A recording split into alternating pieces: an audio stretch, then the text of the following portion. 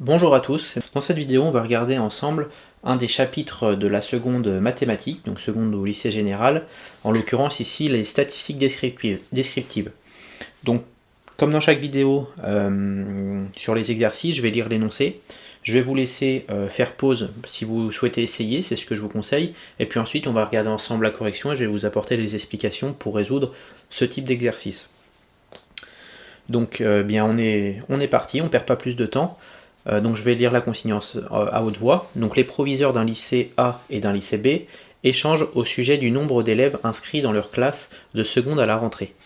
On a les indicateurs suivants. Donc on a MEA, donc la médiane de la classe A qui est égale à 30, et on a MEB, donc la médiane de la classe B qui est égale à 33. On nous dit également que l'écart interquartile du lycée A est de 1 et celui du lycée B, lui, est de 4. Donc on a deux questions avec cet énoncé. La première c'est dans quel lycée les classes de seconde semblent-elles les plus chargées?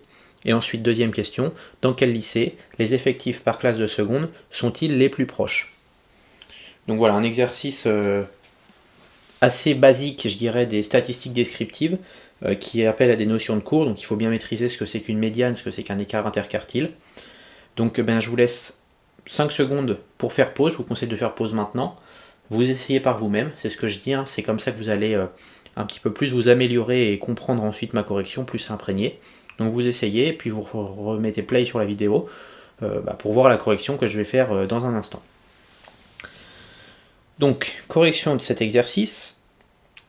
Donc avant de commencer à résoudre cet exercice, il faut bien évidemment dans ce type d'exercice connaître absolument son cours. Hein. Ça c'est pas un exercice qui va demander des calculs, qui va demander beaucoup de manipulations mathématiques.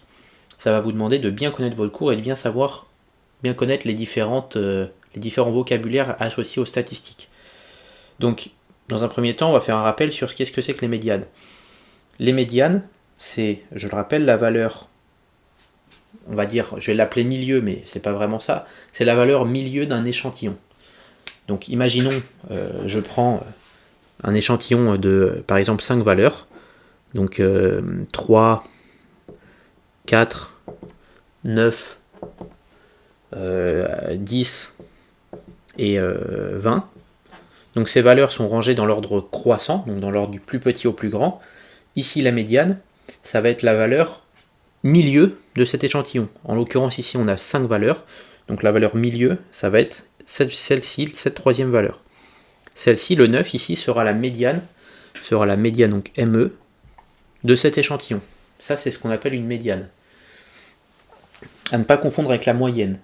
La moyenne, c'est j'additionne toutes les valeurs et je divise par le nombre de valeurs. Donc je fais 3 plus 4 plus 9 plus 10 plus 20. Je divise par le nombre de valeurs, ça va me donner un chiffre qui sera la moyenne. Donc c'est pas la même chose. Le premier quartile, parce que là on part aussi d'écart interquartile. Le premier quartile, c'est quoi? C'est la valeur qui, en dessous de cette valeur inclue, on a 25% de la population. En l'occurrence ici, si je reprends mon exemple, on a 5 valeurs. Le premier quartile, donc ça va être la valeur qui va représenter 25% de l'échantillon inférieur. Donc le premier quartile ici sera 4. Ça va être le premier quartile. Premier quartile.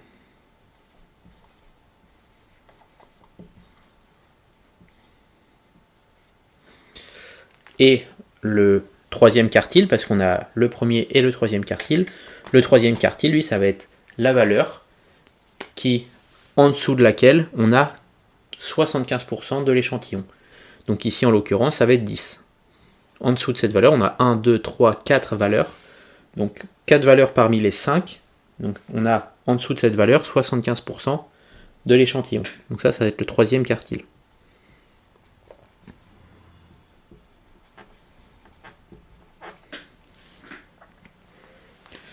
Donc, on a défini rapidement ce que c'était le premier quartile, troisième quartile et la médiane.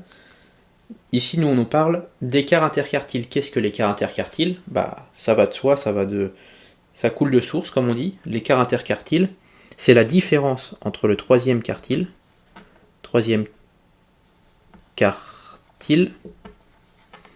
moins le premier quartile. En l'occurrence, ici, ça va être 10 moins 4 dans cet exemple-là. 10 moins 4, qui est égal à 6. Donc 6, c'est l'écart interquartile.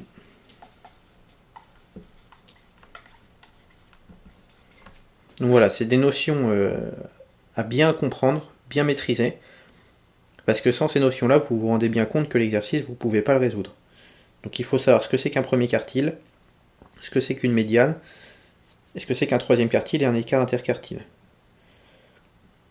Donc juste pour pour être sûr que vous ayez bien compris, le troisième quartile, ça veut dire qu'il y a au moins 75% des valeurs qui sont comprises en dessous de cette valeur, ou égales à cette valeur. Et le premier quartile, c'est qu'il y a au moins 25% de ces valeurs qui sont en dessous ou égales à cette valeur. C'est la plus petite valeur, le premier quartile, c'est la plus petite valeur de la série, autrement dit, c'est la plus petite valeur de la série, telle qu'au moins 25% des valeurs sont inférieures ou égales à cette valeur. Et donc autrement dit, je vous reformule parce que chaque personne a des sensibilités différentes à la compréhension. Donc je fais une troisième formulation pour bien expliquer ce que c'est que le premier et le troisième quartile. Le premier quartile, vous pouvez le déterminer par le calcul. Le premier quartile, c'est ce qu'on appelle la valeur de la série qui est le plus petit entier supérieur ou égal à n sur 4. Avec n le nombre de valeurs. Donc ici, si je reprends mon exemple, n c'est égal à 5, 1, 2, 3, 4, 5, j'ai 5 valeurs. Donc le premier quartile, ça va être l'entier supérieur ou égal à 5 quarts. Et on parle bien d'entier, donc ici 5 quarts, ça fait 1,2, quelque chose comme ça, environ. 1,2, donc l'entier supérieur ou égal à cette valeur, c'est 2. Et donc 2, vous vous rendez bien compte que c'est l'entier qui correspond à la valeur 4. C'est le deuxième entier de la série. Pareil, le troisième quartile, vous pouvez le déterminer par le calcul. C'est l'entier supérieur ou égal à la valeur 3n sur 4. Avec n toujours le nombre de valeurs de la série. Donc ici, ça va être égal à 3 fois 5 sur 4, donc ça fait 15 sur 4. 15 sur 4, ça fait 3,3 environ 3,8, quelque chose comme ça. Vous le tapez à la calculatrice. Donc 3,8, l'entier supérieur ou égal à 3,8, c'est l'entier numéro 4. Donc le troisième quartile, ça va être le quatrième entier de la série. Rangé bien évidemment dans l'ordre croissant. Attention à ça. Si vous faites ça, il faut toujours les ranger dans l'ordre croissant. Donc ici, le quatrième entier, c'est 1, 2, 3, 4, c'est 10. On retrouve ici 10. Donc vous voyez, vous avez plusieurs manières de comprendre ce que c'est que le premier et le troisième quartile. Moi, ma manière préférée, c'est celle-ci, c'est avec le calcul, parce qu'avec le calcul, on est sûr de jamais se tromper. Donc voilà, bien retenir n sur 4, c'est le premier quartile. Donc vous prenez la valeur supérieure ou égale au calcul de n sur 4, l'entier. L'entier supérieur ou égal, un entier, je rappelle, c'est un nombre dont ces virgules derrière sont toutes égales à 0. Un 2, je peux l'écrire 2,000 jusqu'à l'infini. Donc c'est l'entier supérieur ou égal à 1,2, en l'occurrence 2. Et 3n sur 4, donc l'entier supérieur ou égal à 3n sur 4. En l'occurrence, je fais le calcul, 15 sur 4. Alors ça ne doit pas faire 3,8, ça doit faire quelque chose, 3, quelque chose. Mais de toute façon, il faut prendre l'entier supérieur ou égal à cette valeur. Donc en l'occurrence, ici, c'est 4. Donc quatrième entier, c'est troisième quartile. Donc voilà, on a résumé un petit peu tout ça. Maintenant, on va pouvoir résoudre l'exercice et comprendre ce qui se passe. On nous demande dans la première question, dans quel lycée les classes de seconde semblent-elles les plus chargées ? On a deux données, on a la médiane et l'écart interquartile. La médiane, c'est la valeur milieu d'un échantillon. Et si on nous dit que le nombre d'élèves, la valeur milieu du nombre d'élèves par classe dans la classe B, elle est supérieure à celle dans la classe A, en l'occurrence 33 est supérieure à 30. Donc ça veut dire que, en général, les classes semblent plus chargées dans le lycée numéro B. Donc comme on a ME de B supérieur à ME de A, je mets les classes, toujours faire des phrases aussi en mathématiques quand on répond aux questions, les classes de seconde semblent plus chargées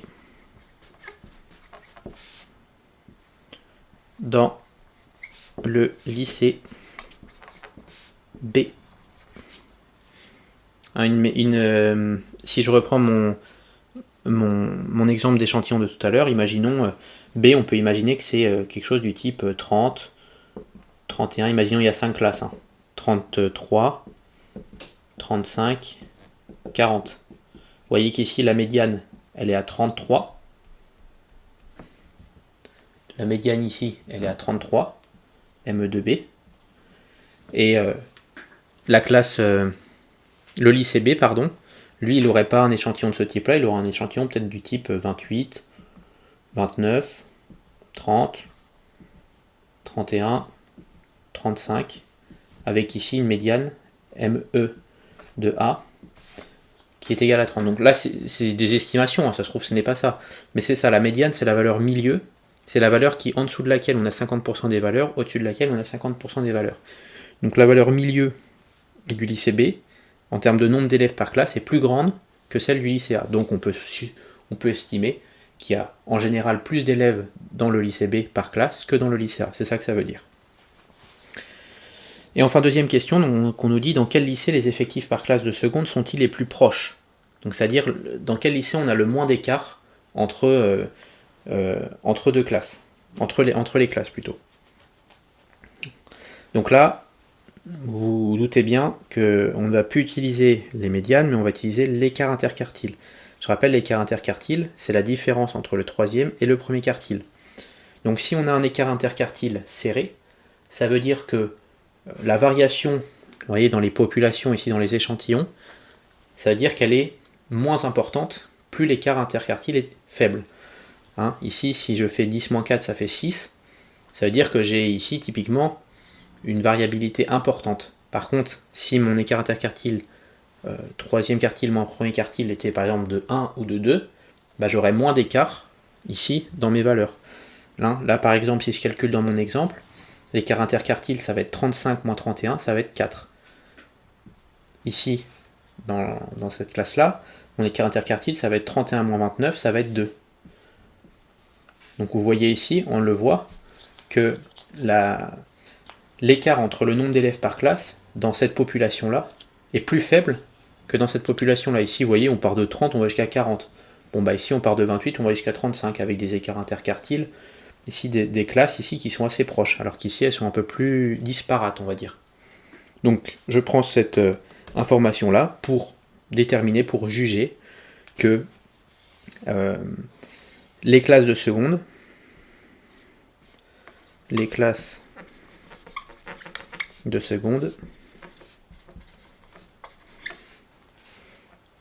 semblent être plus proches en termes d'effectifs, bien sûr, en termes d'effectifs pour le lycée. L'écart interquartile du lycée A c'est 1 et celui du lycée B c'est 4, donc pour le lycée A. Car l'écart interquartile, je vais l'appeler EI. EI de A est inférieur à EI de B. 1 est inférieur à 4. Donc c'est pour attention ici, vous voyez dans les deux cas, j'ai bien mis semble, c'est parce qu'on se base sur deux données statistiques, mais ça veut rien dire. C'est une estimation. On peut imaginer qu'on a un écart ici, vous voyez, interquartile faible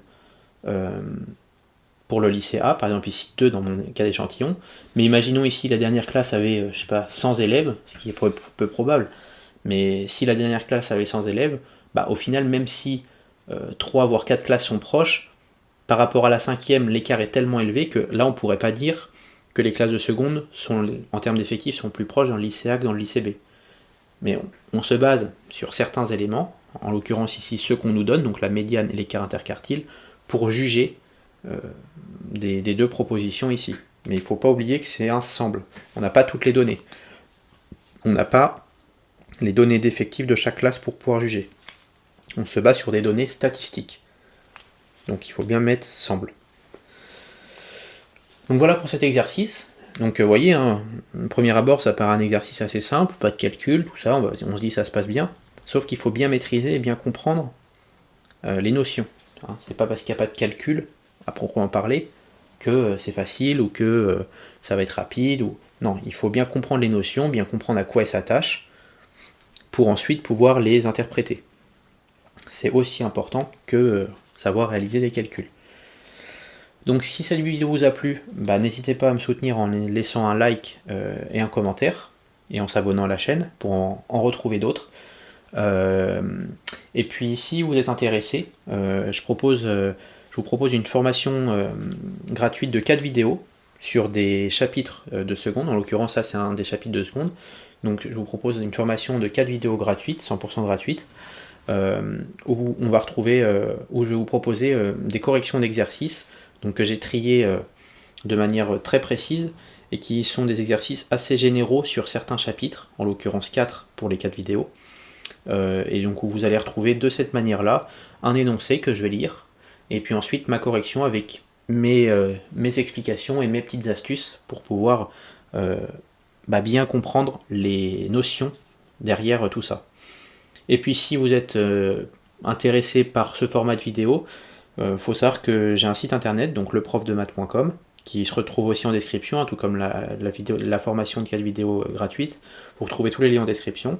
Donc j'ai un site internet où je vous propose une formation complète du programme de seconde mathématiques, donc avec 15 modules. Chaque module représente un chapitre, et dans chaque module, vous allez retrouver au début de chaque module une vidéo de cours qui résume le cours du chapitre. Vous avez un module statistique descriptive en l'occurrence, où vous avez une première vidéo qui résume le cours avec bien les explications du premier quartile, troisième quartile, toutes les notions à savoir. Et ensuite des exercices qui viennent illustrer le cours et qui permettent de s'entraîner et de s'améliorer sur les chapitres. Donc vous allez retrouver en général ces 9-10 exercices avec des énoncés et mes corrections pour vous améliorer, et c'est des exercices que j'ai triés sur le volet, que j'ai triés de manière réfléchie pour essayer de balayer un maximum de notions. Donc je vous ai mâché le travail.